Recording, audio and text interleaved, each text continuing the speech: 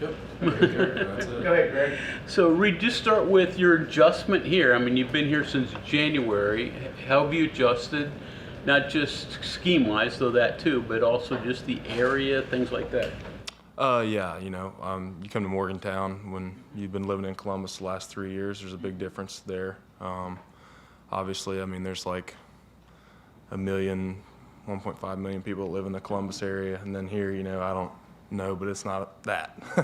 So, but I'm from a small town. Like there was 10,000 people in my town back home. So, it's kind of nice to go to a place where it's a little slower paced. I'm completely okay with that. And now, scheme for you different from what you ran at Ohio State, and how are you adjusting to what you're running here? Yeah, at Ohio State we ran a 4-down front with 2 linebackers, 2 true linebackers, and here, we're playing 3-4.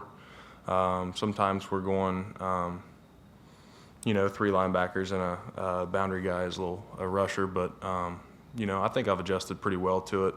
I love football, so I looked at it as an opportunity to learn more about football and learn more about defense, which is really what I love. So. What exactly tipped you over the edge in terms of wanting to come here, transfer here? Wanting to come here? I would say, there's more players here from my area that I had already known that had already been here for a couple years, like Wyatt Milam, Traylon Davis, Bryce Biggs, Doug Nestor, Grayson Malasevich, all of them. They were all from my general area. Ironton, Ohio, it's only about 20 minutes from Huntington area. And then, Traylon, he's from Jackson, Ohio. That's about 40 minutes up the road. So, when you got people that you already know, I was excited to play with guys that I'm familiar with. And, some guys who come in, they've never experienced West Virginia. I mean, you're literally right across the river from West Virginia. How much did that kind of just say, okay, well, I understand the environment. I understand the lay of the land, so it's going to be easier for me to make the transition. Yeah, no, it really wasn't a crazy transition at all. A lot of my family has roots here in West Virginia, just naturally from being so close to it. So, from that regard, it really wasn't a crazy adjustment. I know you've had an injury, but how do you think you've played this year? I think I've played pretty good. I think it could always be better. I think there's always some plays, where you're like, daggone, man, if I could have done this, if I could have done that. But, thankfully we get up and go to practice the next day or the next week and get ready to play the next opponent. And then, is basically what this is all about, is not making the same mistake twice. What do you think are the biggest things that you bring to this roster in just coming in January? I'd say I'm a veteran. Like, this is year 4 for me. I think I bring good work ethic and good football IQ. Like I said, like I'm a student of the game. I love football. I love learning football. So, I'd say that those are probably the top 3 things. You're familiar with the West Virginia culture, but how about football-wise? You were at Ohio State, which is, rarefied air, so to speak. You're kings of their own world. Culture-wise, West Virginia, Ohio State, how is football different in both places? I'd say at Ohio State there's a little bit more glitz and glamour, obviously. This is more of a developmental type of program where you got guys that it might take them 1 or 2 years, where you're not getting these freak shows that are coming in and are ready to go right away physically. I'd say that's probably the biggest difference. But as far as a culture standpoint and having a close team and team camaraderie, there hasn't been really any difference. And West Virginia, we have a close team like we did at Ohio State, and that was appealing to me, and that's why I'm here. I worked at Cincinnati Choir for a lot of years, and covered Ohio State, Michigan a few times, things like that. And, just wondering, you still at 15 too. Is there any real comparison between the two rivalries? I'd say that where they took a break, like where West Virginia wasn't playing Pitt, I think that it's getting back to like what it used to be, because it was definitely a hostile environment. Like, the most hostile environment that I'd ever been in was 2021 in Ann Arbor, and but I would say that this past year, up in Pittsburgh, like it definitely compared to that. It's a great rivalry, and I basically just traded off one big rival for another one. Now it's all about beating Pitt. So. Talked about free shows at places like Ohio State, and when you were in high school at Ironton, I mean, you played Roger Bacon, Kirtland, teams that have these kind of guys. How much did that develop you as a player in high school going into Ohio State? Yeah, you play against good competition, and in Ohio, man, there's so many divisions. There's 7 divisions in Ohio, and literally every kid wants to play college football in Ohio. I can't really say I can't speak for West Virginia or Kentucky. I'm always in that little area, but I know in Ohio it's like that. And I did play against great players like you said, Roger Bacon, their running back, Corey Kiner. He's playing at Cincinnati now. He's running back 1. Played against a lot of good competition. So. What's been the biggest struggle for the inside linebackers in getting to correct landmarks on your drops and covering the underneath routes? Sometimes it's been good. Kansas State was able to hit some plays there and put together some first downs with that. What are the things that you and your teammates have to do to be successful and limit those? Well, at the end of the day, it's all about just knowing your alignment, assignment, the situation.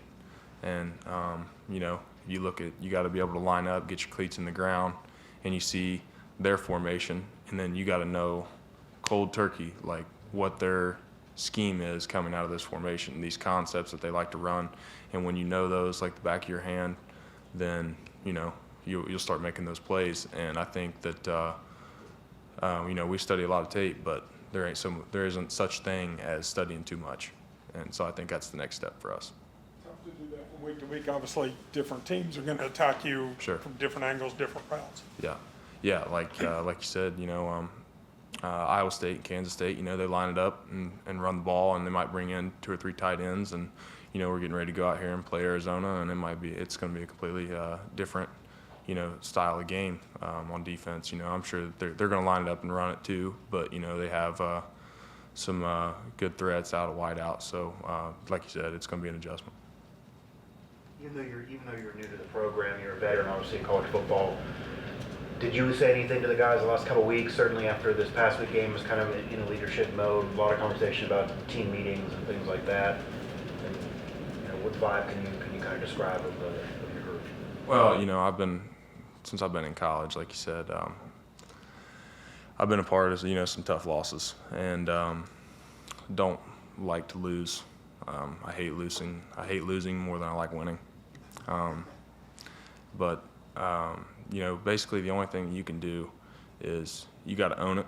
First off, you got to own the loss and the mistakes that were made, and then you got to look ahead, because if we go into Arizona and we are too focused on we're down in the dumps about what we did against Kansas State, then that's going to be a real problem for us. So we got to look ahead. Like, we got to get ready to play Arizona. Like, it's all about going 1-0 every single week, no matter who we're playing. How do you own it? How does a team own it? That's something you hear so much, right? And just on the outside, it seems like it could be any number of avenues a player could take. How does a team, how does a player, a position coach, a room, I don't know, how do they own it? Well, here's how you own it. You watch film. You understand what you did wrong on this play. If it was your mistake, you got to look at the film, make sure that you understand where you messed up, what you need to do better. And then when you go out the next day after the game, or the next practice after the game, when we go out and we do corrections, then you got to fix it. And then after it's fixed, you gotta keep it fixed. Like I said earlier, like this is all about don't make the same mistake twice, and that is incredibly hard to do. But that's what you got to strive for. So that's how. Topic. Ironton had an Olympian this past year, Yeah. right? Did you know her? I did, She yeah. about your age? So. Sure did. So her McKenzie Long. So her older brother, Jake Long, that played here. Yeah, he was an Ironton kid growing up. I think he moved away though, like his freshman year, I want to say. But it's funny you bring that up. Yeah, my brother and Mackenzie were the same age. Okay. But my brother, he's a couple years older than me. Okay. He played with Jake back in Pee Wee football. So I've known the family my whole life. So yeah. Curious, you mentioned the things that you said were wrong that you have to fix. Are they the same things? Are they different things that are popping up? Is it just generally speaking? I'm not just talking about you, but just in totality. Well, yeah, there are some things that we have maybe made a mistake on twice. Like I said, like it's so hard to play a perfect football game. There's no such thing as a perfect football game. But we are making new mistakes too. Probably more new mistakes than old mistakes. And that happens when you go in, you play a new opponent, you put new adjustments in, to fit the style of game, their scheme. So, I'd say that about 95 of our mistakes are newer mistakes, ones that we haven't made before, and then the other 5 are old. What do you think is the key to getting off the field defensively on those third downs and those fourth downs? Because at least the last couple of games, that's been kind of an issue. It's like the drives extend, because they've been able to convert those thirds and fourths. What do you feel is going to be the best way to correct that? Well, a good start on defense is if come out on PN10 and you make a good play on the first down of the series, and then you kind of get them to where they're chasing the sticks. Then after that, they got to make a good play on second down to where they can get to third and manageable, or first down, obviously. But once they get a first down off that first set of sticks, then momentum's playing in their favor a little bit. So if we can get more stops in the first set of chains, then that's going to do a lot of good for us. And and then aside from that, it's all about just finishing plays. It's so crazy in football. You can play. It can be an 8-second play, and you can do everything right for 7.5 seconds. But that half second is the part where something gets messed up, and everybody remembers that. So it's incredibly difficult. But yeah, that's what you got to do. You've also been a major factor on special teams. Is that something you enjoy, special teams? Some people look down their nose. They don't want to necessarily be part of that. What about you? Well, yeah, I think that, as a linebacker, you have to be able to play special teams. Like, it's kind of non-negotiable, in my opinion. And, in my last school, most of my opportunity came on special teams.